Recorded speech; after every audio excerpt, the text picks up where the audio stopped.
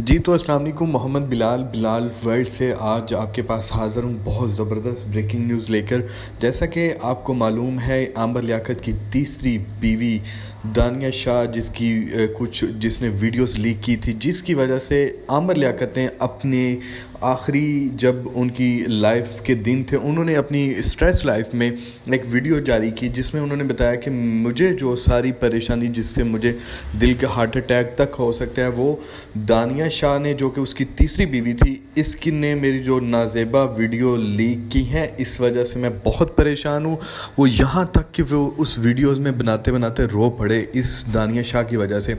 तो उनके बेटे ने उन पे केस किया हुआ था दानिया शाह पे, और जिसकी बुनियाद पर कल कराची की FIA टीम ने लोधरा में उनके घर पर छापा मारा और छापा मारकर उनको हिरासत में लेकर गिरफ़्तार कर लिया गया। और अभी उसके बाद आज नमाज जुमा के बाद 2 बजे उनको जो है मजिस्ट्रेट के सामने पेश कर दिया गया है। अब इसके सामने अब ऐसा ऐसा केस खुलेंगे कि आम्बर लियाकत की जो वीडियोज़ हैं वो किसके कहने पे लीक की गई थी, क्या माजरा था, अब इसकी आगे तहकीकात हो।